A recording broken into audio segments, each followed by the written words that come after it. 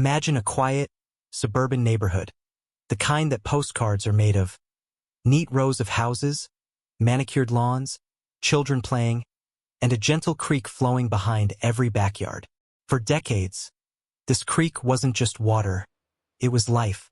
Birds drank from it, plants thrived along its banks, and the soil drank in its energy, keeping everything in balance. Families had picnics by its side, kids skipped stones across it, and for anyone living there, the creek was invisible yet indispensable, like the air they breathed. Life felt safe, predictable, and perfect. But perfect, as it often does, is fragile. Some residents began to see the creek differently. They complained about the mess it created after rains, about mosquitoes that sometimes hovered near its banks, about the potential hazards it posed to property values. The Homeowners Association, the HOA, swooped in like self-proclaimed saviors. They weren't environmental experts, they weren't scientists, they were people with power, authority, and an idea that they could control nature. And in their arrogance, they made a decision that would unravel the lives of everyone in the neighborhood. They decided to fill the creek with concrete. At first, residents didn't understand the magnitude of this action. Trucks arrived, machines rumbled, and massive molds were set up to pour concrete directly into the creek bed. HOA meetings reassured everyone. This is modernization, it's safety, it's improvement. They painted it as progress, a necessary upgrade. But what they were doing was suffocating nature.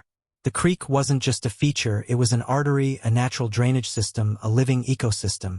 And by replacing it with concrete, they were disrupting the natural balance that had quietly protected the neighborhood for decades. Weeks passed. Life appeared normal on the surface. Kids still played in backyards. Families still had barbecues. The HOA smiled proudly at their achievement. But underneath the hardened concrete, a disaster was slowly brewing. Water that had once flowed freely had nowhere to go. Rainwater began pooling in unexpected areas. Lawns stayed soggy, and the air itself seemed heavier. Nature doesn't give warnings in the way humans understand. It whispers, it builds pressure, it waits for the perfect moment to respond. And in this neighborhood, the first whispers would become screams, and those screams were unstoppable. At first, the warning signs were subtle. Puddles lingered longer than usual after light rains. Lawns became spongy, and some driveways showed cracks from excess moisture beneath. Residents noticed that small sections of their yards seemed unnaturally wet, almost muddy even when the sun shone brightly. Some people dismissed it, thinking it was a temporary inconvenience. But science would have warned them otherwise. Water that is blocked underground begins to seek new paths, often breaking into basements, saturating soils, and creating stagnant pockets where harmful bacteria thrive. Then the health issues started. Children began coughing, adults complained of headaches, and allergies appeared where they had never existed. Even the smell of the air changed, damp, musty, and unpleasant. The concrete that the HOA had poured did not stop water. It trapped it. Groundwater levels rose, humidity increased, and mold spores began to form invisibly in areas of the neighborhood that had never experienced any problems before. Every action taken to control nature was feeding the disaster that had been quietly assembling below the surface. Mosquitoes began to multiply in record numbers. But these weren't ordinary garden mosquitoes. The stagnant water created by the blocked creek was perfect breeding ground for aggressive, disease-carrying species. Windows stayed closed. Families avoided going outside. Even inside, people felt the effects. Damp walls, persistent odors, and a thick, uncomfortable atmosphere. Yet, the HOA maintained its stance, claiming everything was under control. But nature doesn't negotiate. It doesn't follow HOA meeting agendas or corporate assurances. It responds in its own time, and its response was about to escalate. By the time residents realized the scale of the problem, the damage had extended far beyond the immediate vicinity of the creek. Yards, basements, gardens, and even streets were subtly shifting. Pavements began to buckle. Foundations absorbed water. Trees started showing stress, and the wildlife that had once thrived around the creek began disappearing or moving elsewhere. The quiet neighborhood was becoming something else entirely, a slowly deteriorating system, its residents oblivious to the forces rising beneath their feet. And when the first official inspection came, it would uncover a truth so stark that it would change everything. The blocked creek was no longer just a nuisance. It became a public health issue. Homes that had been considered safe havens now harbored invisible threats. Mold began to infiltrate walls, crawl spaces, and HVAC systems. This black, insidious mold releases spores into the air that can cause respiratory problems, chronic fatigue, and even neurological issues over time. Children started experiencing frequent coughing fits. Elderly residents reported worsening asthma and persistent lung irritation. Every home became a microcosm of an invisible ecosystem gone wrong. Doctors began documenting strange patterns. Allergies in patients who had never had them before, increased asthma attacks, fungal infections in areas of high humidity, and even cases of febrile illness among children. Local health experts noted a correlation between stagnant water and these health outcomes, linking the HOA's concrete action directly to a cascade of biological consequences.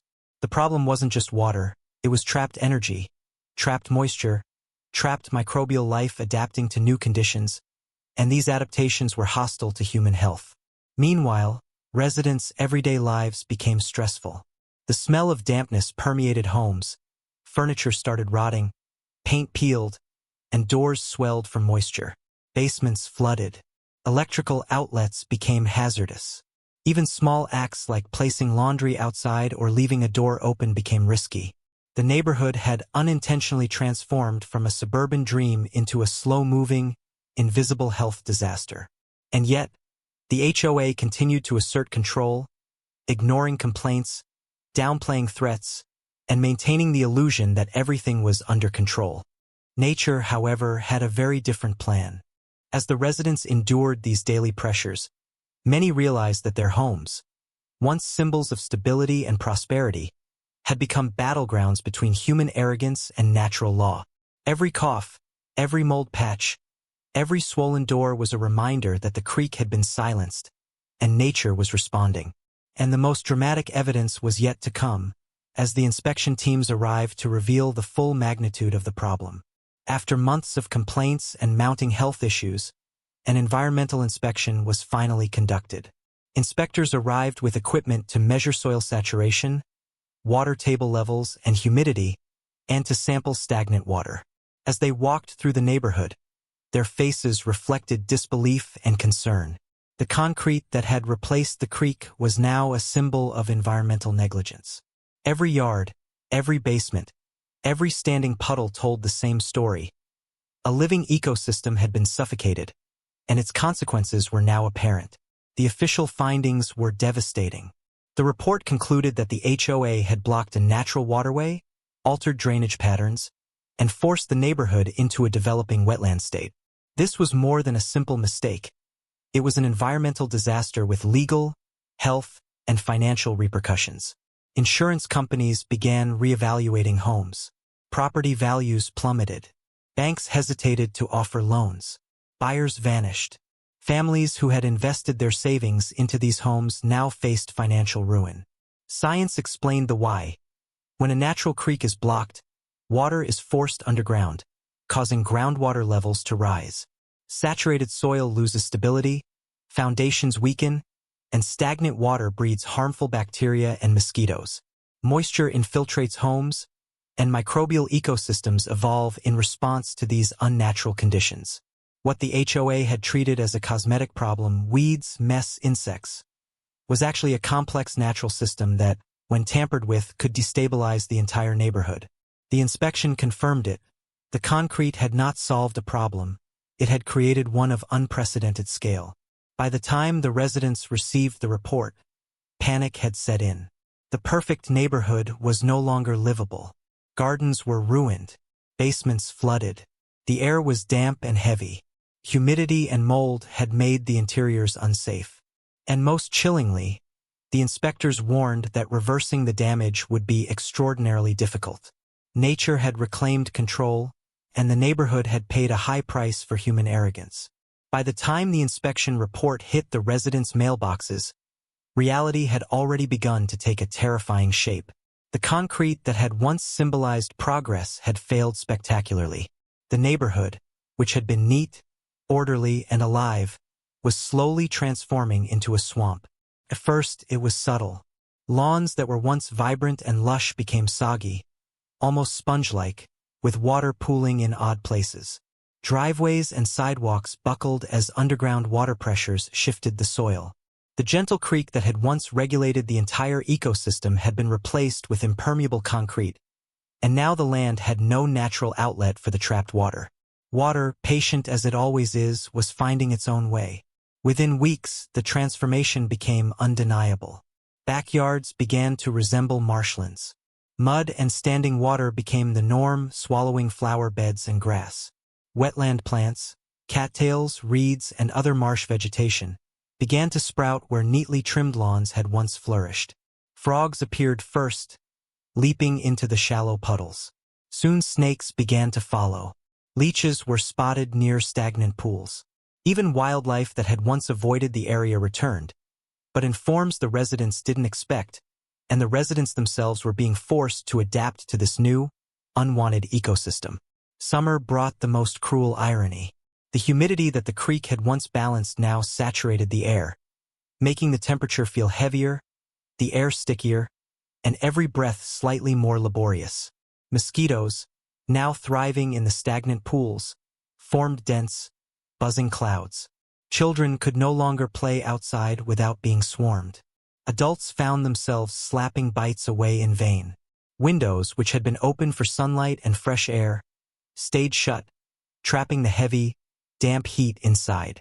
The neighborhood that had once been a picture of suburban comfort now felt like a rainforest encroaching upon the homes of its residents. Inside the homes, the consequences were even worse. Mold infestations worsened exponentially.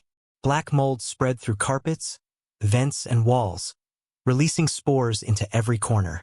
Furniture rotted silently, wood swelled, and paint bubbled from the constant moisture.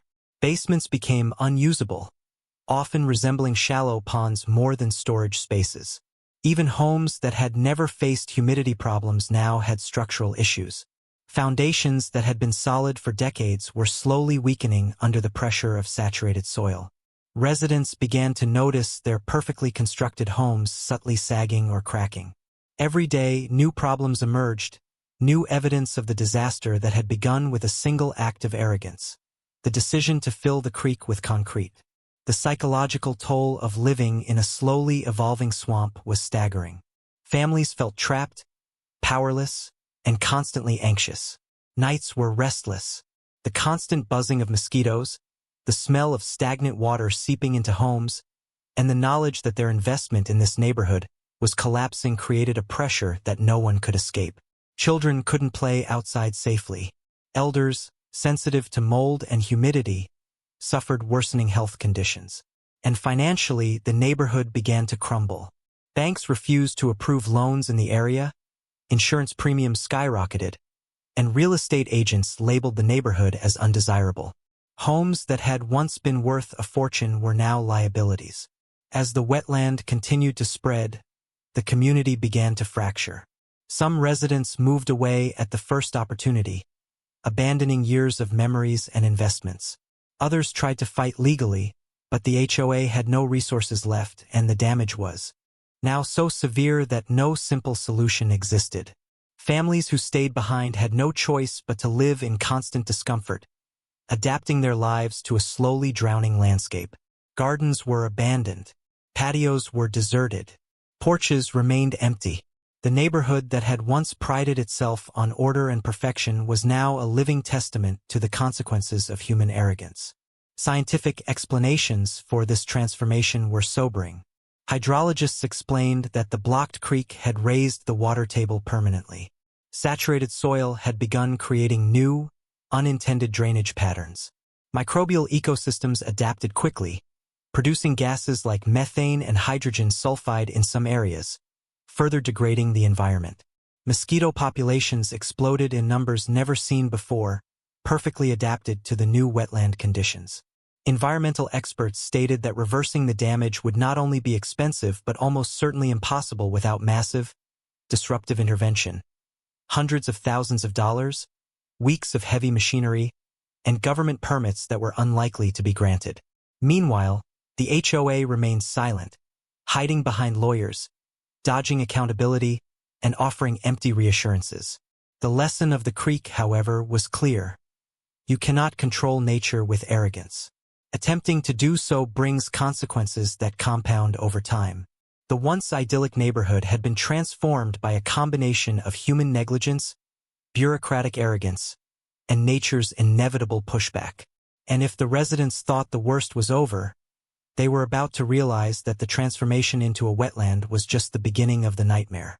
By the time scientists arrived to study the neighborhood, the damage was already apparent. What had started as a blocked creek had evolved into a fully functioning, unintentional wetland.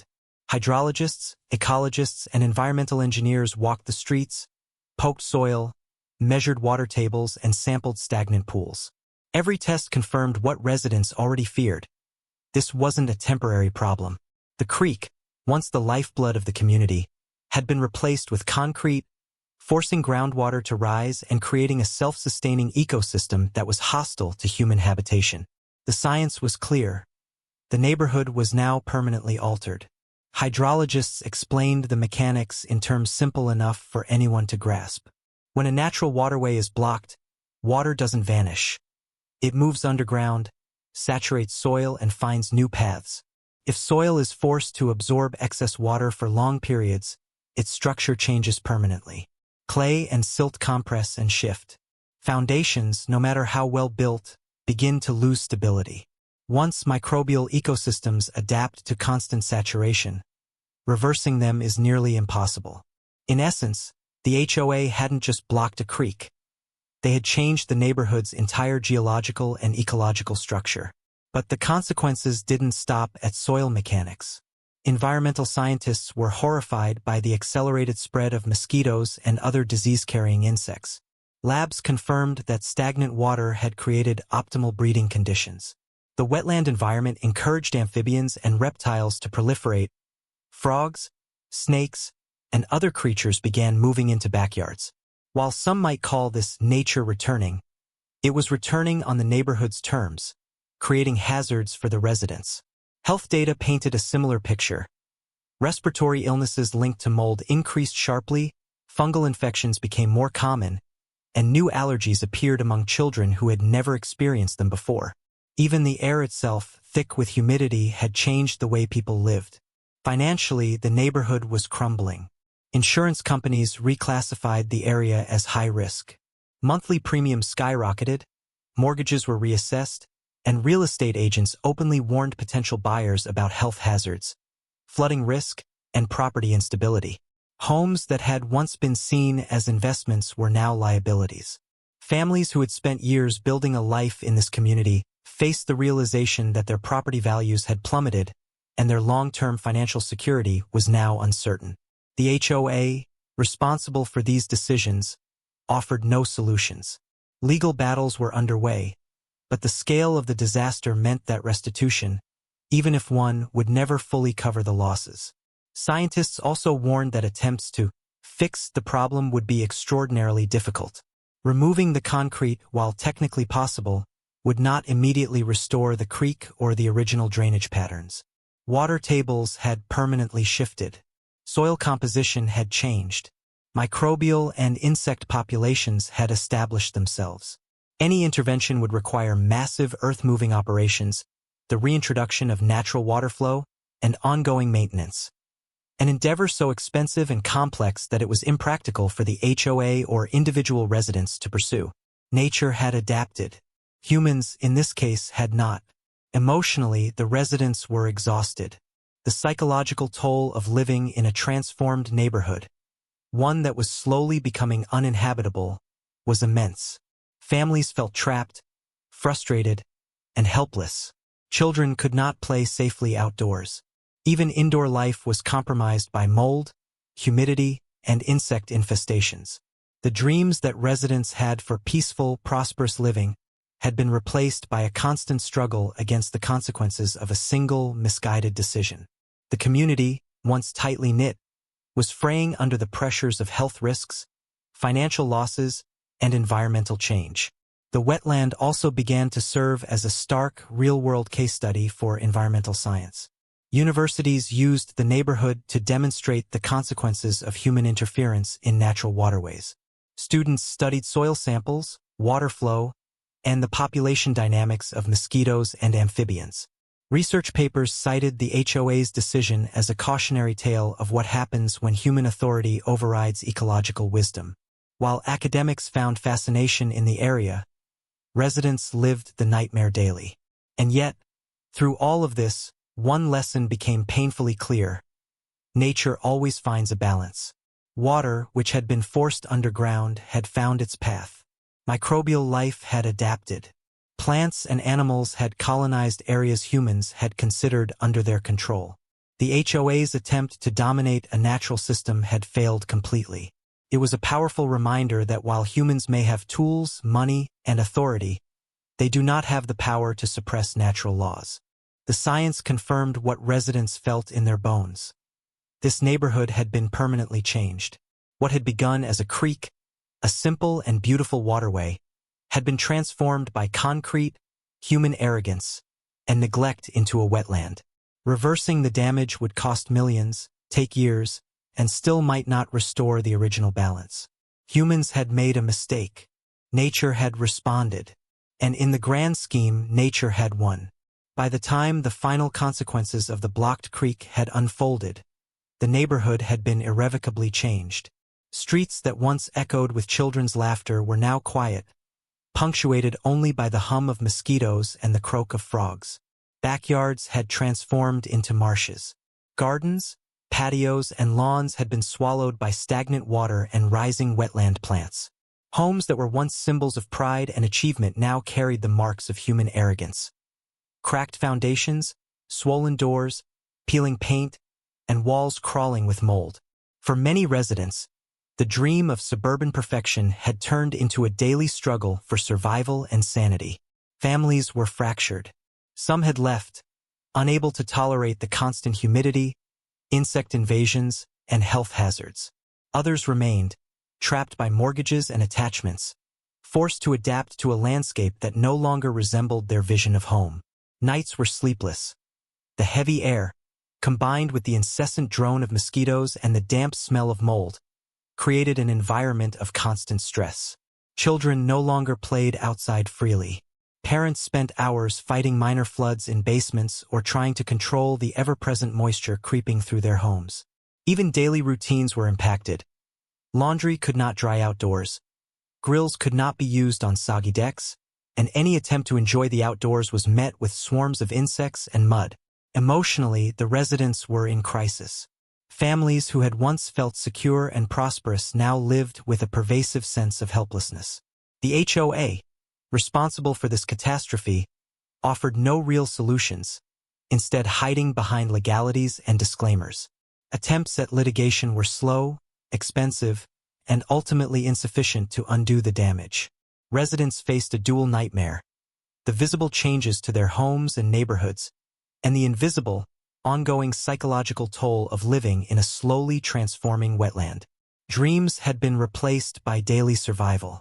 Comfort and pride had been replaced by anxiety, frustration, and loss. The ecological transformation, though devastating to humans, was a triumph for nature. Every stagnant puddle, every wet patch of soil, every sprouting cattail and reed was evidence that water, soil, and life were reclaiming balance. Frogs, snakes, insects, and wetland plants thrived.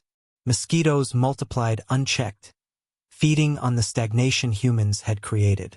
Even the microbial life in the soil had adapted to the saturated conditions, creating a self-sustaining ecosystem that was thriving, independent of human interference.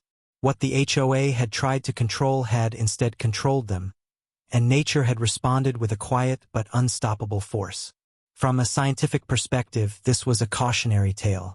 Hydrologists, ecologists, and environmental engineers studied the neighborhood as a living laboratory, documenting how a blocked creek could trigger cascading changes in groundwater, soil structure, microbial life, and human health. Students learned from the real-world example, and researchers used it to highlight the dangers of ignoring natural systems. The neighborhood's tragedy became a case study for future urban planning, emphasizing that nature cannot be overridden with concrete, arrogance, or bureaucracy. It reminded everyone that humans are not the masters of the earth. They are its temporary guests. The human lesson, however, was far more visceral. The residents had learned the hard way that small, seemingly minor decisions can create catastrophic consequences when they interfere with natural systems. The creek, once a benign presence, had been a protector, a regulator, and a lifeline. By attempting to silence it, the HOA had triggered floods, mold infestations, mosquito plagues, and a permanent shift in the ecosystem. The concrete that had been meant to control nature became a symbol of failure. Everything humans had built, their homes, their investments, their sense of security, was vulnerable when natural laws were ignored. As time passed, some residents adapted. They learned to live with the new wetland, embracing certain aspects of its ecology. But the neighborhood was forever changed. Children grew up knowing that their backyard was a swamp, and families planned around flooding and moisture instead of enjoying the outdoors freely. The original dream of orderly suburban life was gone, replaced by a harsh reminder that nature cannot be subdued, that it responds in its own time and in its own way, and that arrogance and ignorance come at a steep price. The final, inescapable truth is simple. Nature always wins. The creek was never the enemy. It was life itself, quietly sustaining the neighborhood for decades, regulating water flow, supporting wildlife, and maintaining ecological balance. The HOA's attempt to control it had been a moment of hubris, and the consequences were total. The neighborhood had learned a lesson that could never be forgotten. Human authority, money, and power cannot replace the fundamental forces of the natural world. Water flows, life adapts, balance returns, and when humans interfere, they do not triumph, they pay. So the story ends not with victory for man, but with a powerful reminder for everyone. Respect nature, understand its laws, and never assume you can control what has been sustaining life long before humans arrived. The HOA wanted control. They buried nature in concrete. Nature, patient and unstoppable, reclaimed its power. And in the end, there was only one winner. Nature. Always. Every puddle, every frog, every reed that swayed in the wind was a testament to a simple truth. Human arrogance can be loud, flashy, and confident, but it is temporary. Nature is eternal, patient, and unyielding. The neighborhood had been transformed, yes, but it also served as a living warning to anyone who might think they can dominate what is older, wiser, and more powerful than themselves. And so the lesson remains, clear and undeniable. Respect the natural world, or face the consequences. Because when nature speaks, it does not negotiate. It does not apologize. It always wins.